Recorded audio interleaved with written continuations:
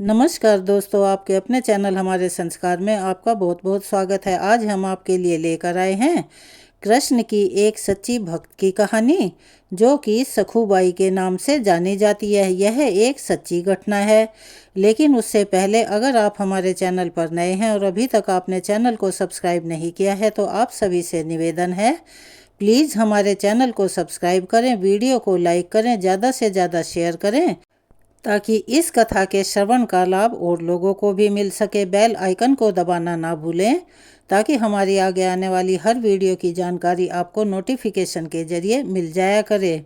Comments box में जय श्री कृष्ण हर हर महादेव लिखना ना भूलें।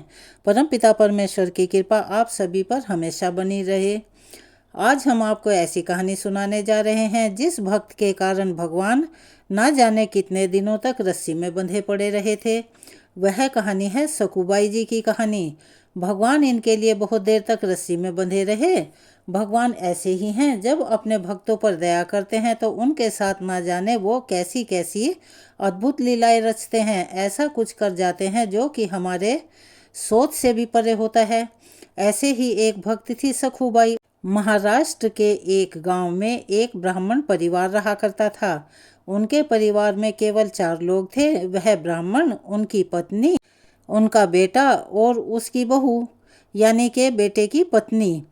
वह हमेशा श्री कृष्ण के चिंतन में ही लगी रहा करती थी और बचपन से ही वह संत महात्माओं के संग में, यानी कि सत्संग करके लगातार श्री कृष्ण की भक्ति में रमी रहती थी।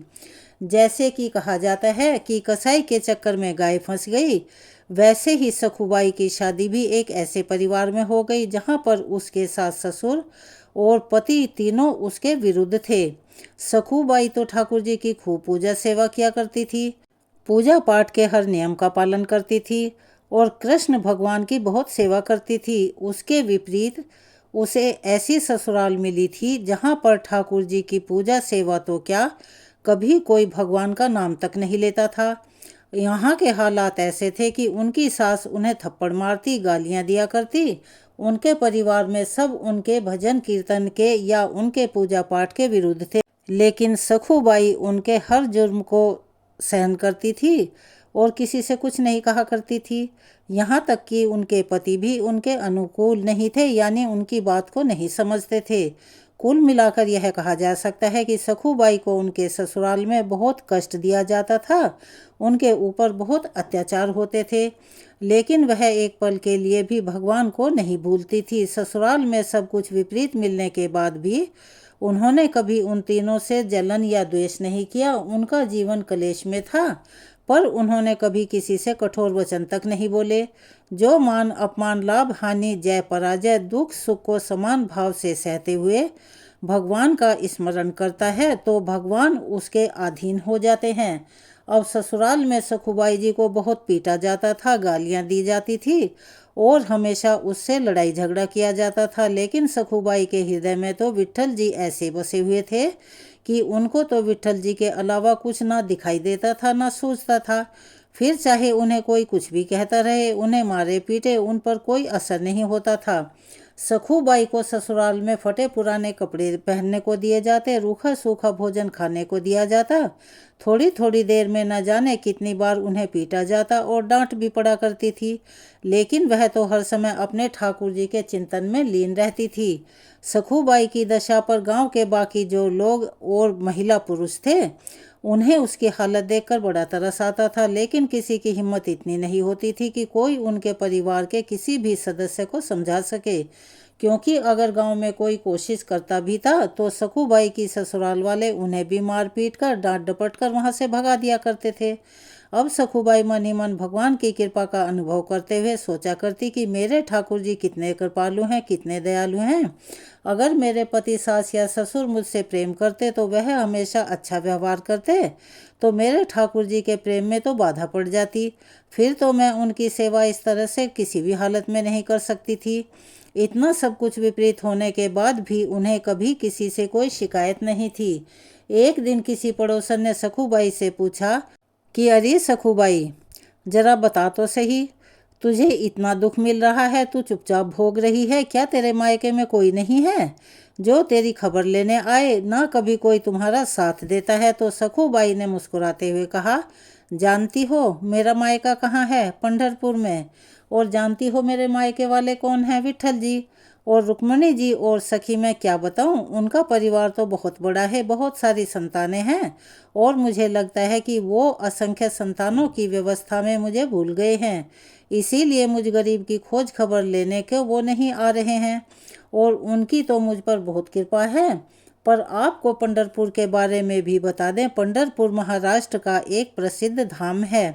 यहाँ पर एकादशी को बहुत बड़ा मेला लगता है, जिसमें भगवान श्री विट्ठल जी के दर्शन करने के लिए बहुत लाखों करोड़ों भक्त दूर दूर से नाम कीर्तन करते हुए और नाचते गाते बड़े उत्साह के साथ पंढरपुर की यात्रा करते हैं।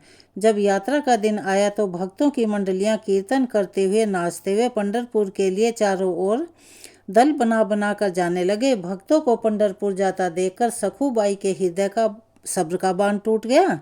सोचा कि क्या करूं, मेरे प्रियतम का ऐसा बड़ा उत्सव हो रहा है, अगर मैं सास से पूछूंगी तो पिटाई होगी।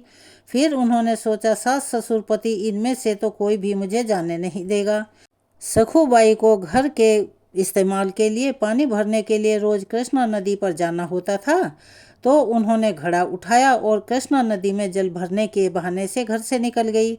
अब प्रेमी भक्तों के संकीर्तन दल को देखकर सखूबाई के हृदय में प्रेम उमड़ पड़ा। पंढरपुर जाने की इच्छा उसके मन में इतनी ज़्यादा तीव्र हो गई कि उन्होंने पानी भरने वाला घड़ा वहीं पर छोड़ा और वह भक्तों की मंडली में चली गई।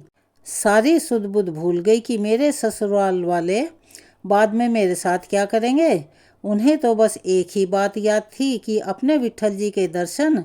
अब जब वह जा रही थी तो उनकी एक पड़ोसन थी जो उससे बहुत जलती थी, उन्हें मंडली के साथ जाते हुए देख लिया और तुरंत दौड़कर उसकी सास के पास आई और उसको बता दिया, आपकी बहू तो संतों की मंडली के साथ भाग गई है। अब सास और पति ने बड़े बड़े डंडे निकाले और उन्होंने सखूबाई को रोकने के लिए दौड़ लगाई।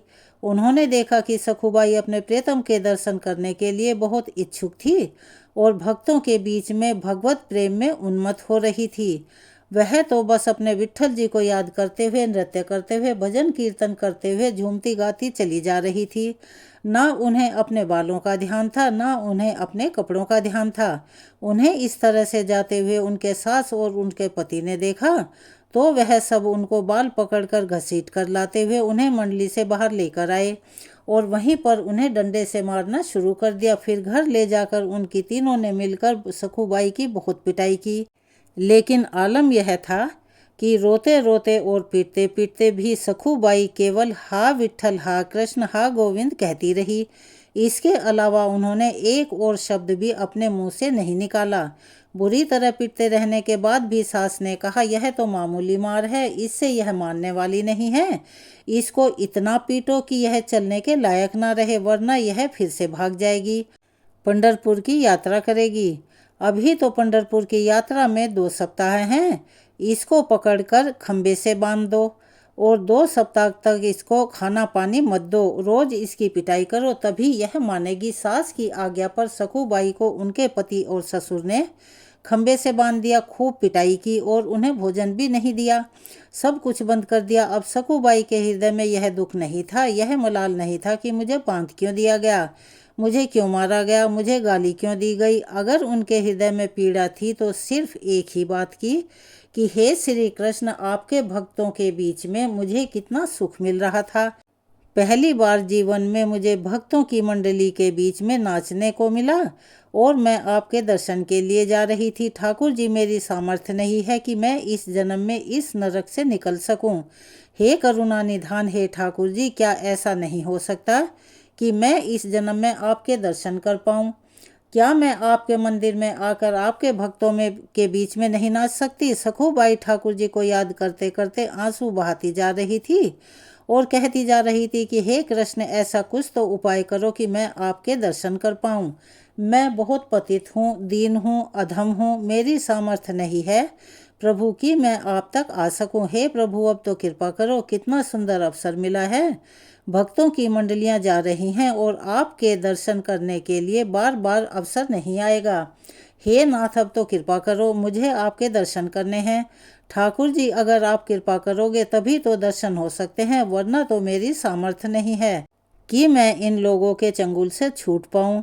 सखूबाई जी मन ही मन ठाकुर जी को याद कर रही थी और चिंतन कर रही थी। और जब भक्त और भगवान भी एक दूसरे के इतने करीब हो जाते हैं, और वो भी जब उनका कोई सच्चा भक्त किसी पीड़ा में हो, किसी तकलीफ में हो, तो भला ठाकुर जी चैन से कैसे बैठ सकते हैं या रह सकते हैं।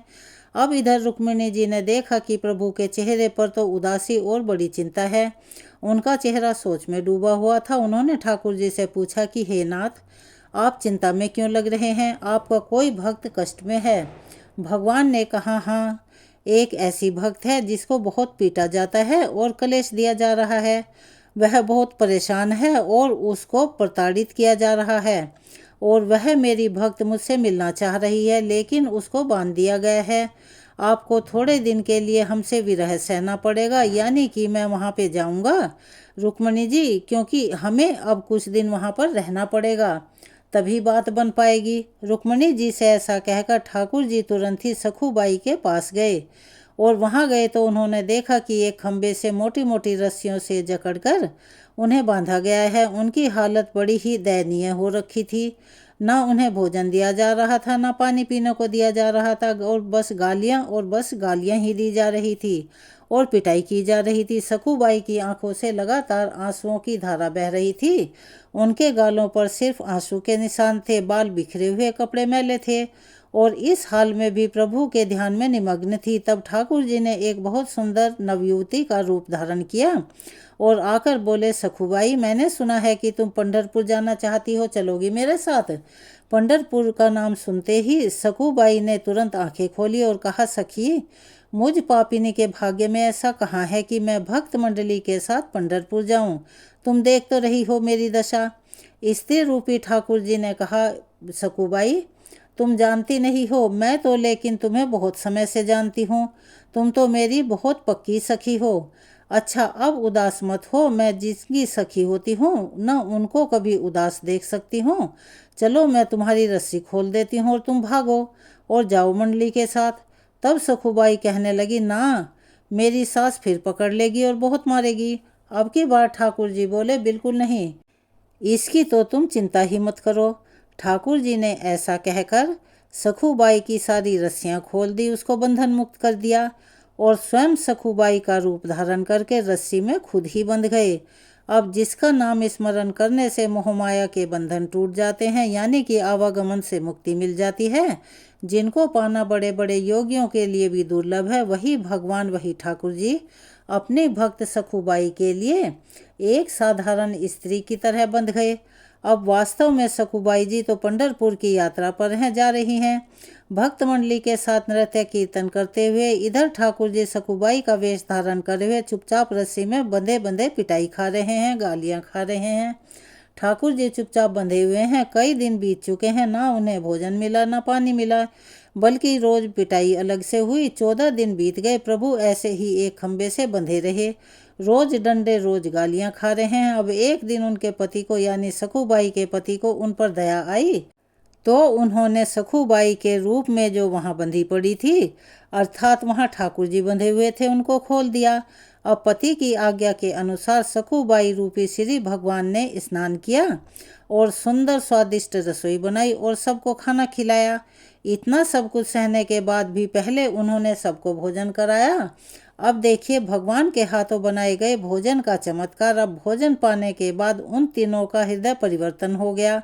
उन तीनों के हृदय में बड़ा ही प्यार उमड़ पड़ा। सखूबाई रूपी भगवान ने अपनी सेवा और सुंदर व्यवहार से पति, सास, ससुर तीनों के स्वभाव को ही बदल दिया। अब तीनों सखूबाई स्वरूप श्री भगवान से बड़ा प्रेम करने लगे, बड़ा सम्मान करने लगे। उधर सखूबाई पंढरपुर पहुंचकर नाम संकीर्तन करते हुए नाच रही थी। प्रभु के प्रेम में मगन वो यह सब बात भूल ही गई थी कि मेरी जगह तो मेरे ठाकुर जी, मेरे विट्ठल बंधे पड़े हैं और मेरी कोई सखी बंधी हुई है, क्योंकि भगवान के असली रूप के बारे में तो वो जानती ही नहीं थी। आनंद में विभोर हुई सखूबाई ने चंद्रभागा नदी में स्नान करके मंदिर के अंदर प्रवेश किया। अब वह मंदिर में जाकर श्री हरि के दर्शन करके आनंद के सागर में डूब गई। सखूबाई जी का प्रभु में ऐसा मन लगा कि उन्होंने प्रभु के सामने प्रतिज्ञा ही कर ली कि ठाकुर जी, जब तक मेरे शरीर में प्राण रहेंगे मैं पंढरपुर की सीमा के बाहर नहीं जाऊंगी, मैं यहीं रहूंगी, आपके श्री चरणों की सेवा करती रहूंगी। अब भला उन्हें क्या पता था कि उनके बदले में पंढरीनाथ जो वहां बंधे पड़े हैं। सखूबाई को तो बस एक ही धुन थी, भगवान का सानिध्य पाना, भगवान के चरणों में लीन हो जाना। अब सखूबाई वहीं पर कीर्तन करती हुई भगवान ठाकुर जी के ध्यान में संलग्न हो गई। सखूबाई के सामने अब वह स्वरूप प्रकट हुआ कि सखूबाई विवल हो गई और भगवान के सौंदर्य के दर्शन में इतना मंत्रमुग्ध हो गई कि उसके प्राण ही छूट गए। अब एक ब्राह्मण उस मंडली में आया था। जब उसने सखूबाई के शव को देखा तो उसने अपने साथियों को बुलाया और सबने मिलकर सखूबाई के शरीर का अंत्येष्टि संस्कार कर दिया। इधर रुक्मणी जी ने सोचा कि ठाकुर जी तो कहकर गए थे कि कुछ ही दिनों में वापस आ जाऊंगा, लेकिन इतने दिन बीत चुके हैं, आज तक वापस नहीं आए। फिर ध्यान देकर देखा कि जिसके लिए गए थे उसने तो शरीर ही त्याग दिया। अब तो उसके शरीर का अंतिम संस्कार भी हो गया। अब तो मेरे प्रभु को वहीं पर उनकी बहू बनकर रहना पड़ेगा। यह सोचकर रुक्मणी जी चिंता में डूब गई। अब रुक्मणी जी शमशान घाट पहुंची और वहां उन्होंने सखूबाई की राख हड्डी वगैरह को एकत्रित किया और प्रेम दृष्टि से देखा तो सखूबाई जीवित हो गई। सखूबाई को ऐसा लगा मानो वह गहरी नींद से जागी हो। फिर उसी रात को स्वप्न में रुक्मणी जी ने सखूबाई से कहा, देखो पुत्री, तुम्हारा प्रण पूरा हुआ। तुमने कहा था कि जब तक इस शरीर में प्राण रहेंगे मैं पंढरपुर की सीमा के बाहर नहीं जाऊंगी। अब तुम्हारा यह शरीर तो जल गया है, अब तुम लौट जाओ। मेरे प्रियतम तुम्हारे रूप में तुम्हारे घर पर हैं। ऐसा आदेश पाकर सखूबाई आनंद मगन होकर 2 दिन बाद यात्रियों की टोली के साथ वापस लौट आई। अब सखूबाई को जीवित वापस लौटकर आते हुए देखकर भगवान ने सोचा कि पंढरीनाथ जो बहु रूप में थे, उन्होंने सोचा कि अगर यह यहाँ आ गई तो मैं भी यहाँ रहा, अब तो बड़ी गड़बड़ हो जाएगी, हमारी सारी पोल पट्टी खुल जाएगी। ठाकुर जी ने तुरंत सास से कहा कि माँ जी, मैं पानी लेने जा रही हूँ। कहते ही उन्होंने घड़ा उठाया और घाट पर चली आई और पूर्व परिचित सखी का वेश धारण करके असली सखूबाई से मिली। उन्हें देखते ही सखूबाई को तो सारी बातें याद आ गई। सखूबाई ने दौड़कर उन्हें हृदय से लगाया और कहने लगी, हे सखी, आपकी कृपा से मुझे पंढरपुर जाने का मौका मिला, मुझे तो मेरे ठाकुर जी के दर्शन हुए। ऐसा कहकर उन्होंने उनके चरणों को पकड़ लिया और कहने लगी और रोने लगी, बहन, मेरे पीछे तुम्हें बड़ा कष्ट भोगना पड़ा, उसके लिए मुझे माफ़ करो। तब ठाकुर जी कहने लगे, अरे तुम चिंता मत करो, तुम तो सुखी हो गई हो ना। सखूबाई ने कहा, हाँ हाँ, मैं तो बहुत सुखी हूँ। तब ठाकुर जी भी बताने लगे कि मुझे भी कोई कष्ट नहीं हुआ और अगर तुम्हें सुख मिला तो हर कष्ट तो मेरे लिए सुखमय है। अच्छा, तुम अब यह घड़ा लो, इसमें जल भरो और घर जाओ। सखूबाई घड़ा भरकर अपने घर को आ गई और ठाकुर जी वहीं पर अंतर्ध्यान हो गए। सखूबाई घड़ा उठाकर घर पर गई और स्वभाव के अनुसार अपने रोज के काम में लग गई। सखूबाई को सास ससुर और पति के बदले हुए स्वभाव को देखकर बड़ा ही अचंभा हुआ और इतना प्यार मिल रहा था कि वो तो हैरान ही रह गई, क्योंकि इससे पहले जब वह घर छोड़कर गई थी तब तो उसके सास ससुर पति सब कोई मिलकर उन्हें बहुत ज़्यादा मारते पीटते थे, डांटते थे, गालियां देते थे, खंबे से बांध कर रखते थे, खाना भी नहीं देते थे। इतना हृदय परिवर्तन देखकर उनके आश्चर्य का कोई ठिकाना नहीं रहा। दूसरे दिन वही ब्राह्मण जिसने सखूबाई के शरीर का अंतिम संस्कार किया था, पंढरपुर से दर्शन करके वापस आया। जब वापस आया तो सीधे सखूबाई जी की ससुराल गया और वहां आकर कहने लगा कि मैं आपको एक खबर देने आया हूँ। आपकी बहू पंढरपुर गई थी, जहाँ ठाकुर जी के दर्शन करके उसके तो प्राण ही निकल गए और फिर हम सब ने उसके शरीर का वहीं पर अंतिम संस्कार कर दिया। यह बात सुनकर परिवार वाले कहने लगे, अरे पंडित जी, कैसी बात कर रहे हो? ब्राह्मण देवता, हमारी बहू तो हमारे घर के अंदर है, काम कर रही है। जब ब्राह्मण देवता को विश्वास नहीं हुआ तो सासू ने आवाज़ लगाई। आवाज़ को सुनते ही सखूबाई सामने आई।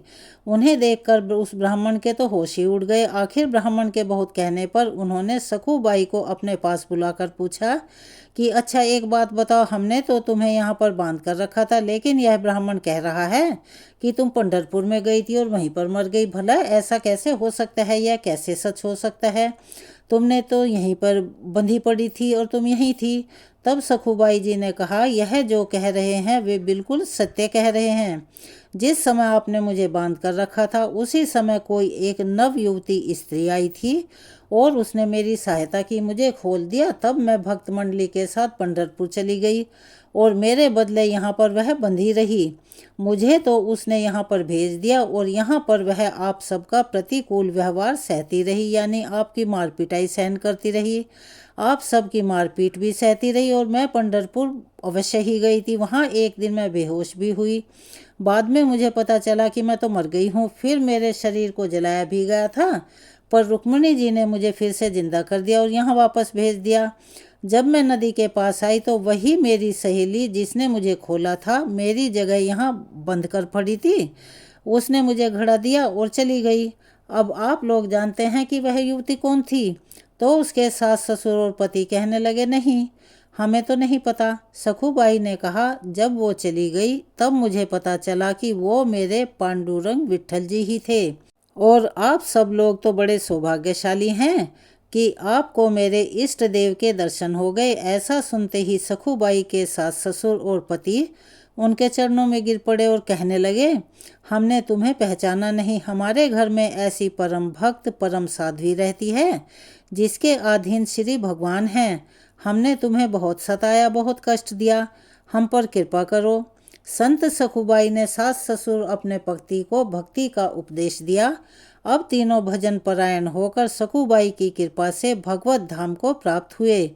इसीलिए कहा जाता है, भक्त अगर भक्ति के मार्ग में आगे बढ़ रहा हो और उसके जीवन में चाहे जितनी भी परेशानियां आए, जितने भी कष्ट आए, उसे उन कष्टों से कभी भी घबराना नहीं चाहिए, बल्कि उसे तो खुश होना चाहिए कि अब श्री हरि जल्दी ही आने वाले हैं। जब जब भगवान हमारे जीवन में कष्टों को भेजते हैं तो समझ लें उनकी कृपा दृष्टि आप पर होने वाली है। जब जब प्रतिकूलता किसी भक्त के जीवन में आई तो भगवान का ऐसा अवतार हुआ जिसमें से कितनी ही बातें ना तो हमारे पुराणों में लिखी हैं ना ही हमारे शास्त्रों में, लेकिन सच यह है कि जिसे हम एक परमात्मा मानते हैं वह हर क्षण हमें देख रहे होते हैं। इसीलिए कभी भी कहीं भी निराश नहीं होना चाहिए। जीवन में चाहे जितने भी दुख आए, जितने भी कष्ट आए, और आपको दुख और क्लेश देने वाले व्यक्ति को कभी भी बदले के रूप में कष्ट देने का विचार नहीं करना चाहिए, बल्कि आनंदित होकर उस दुख को सहना। कभी भी उस व्यक्ति से बदले की भावना अपने मन में नहीं रखनी चाहिए। तो यह सत्य है कि ठाकुर जी की कृपा एक न एक दिन आप पर अवश्य होगी। वो किसी भी रूप में आएंगे, आपको अपने हृदय से लगाएंगे और फिर इससे हम सभी आवागमन के बंधन से मुक्त हो जाएंगे। अगर आप हमारे चैनल पर नए हैं और अभी तक आपने चैनल को सब्सक्राइब नहीं किया है तो आप सभी से निवेदन है, प्लीज़ हमारे चैनल को सब्सक्राइब करें, वीडियो को लाइक करें, ज़्यादा से ज़्यादा शेयर करें ताकि इस कथा के श्रवण का लाभ और लोगों को भी मिल सके। बेल आइकन को दबाना ना भूलें ताकि हमारी आगे आने वाली वीडियो की जानकारी आपको नोटिफिकेशन के जरिए मिल जाया करे। आपका ये छोटा सा प्रयास हमारी काफ़ी मदद करता है, इसीलिए प्लीज़ अपना प्यार और सहयोग हमें ऐसे ही प्रदान करते रहें। कमेंट्स बॉक्स में जय श्री कृष्णा, विट्ठल भगवान की जय, हर हर महादेव लिखना ना भूलें। धन्यवाद।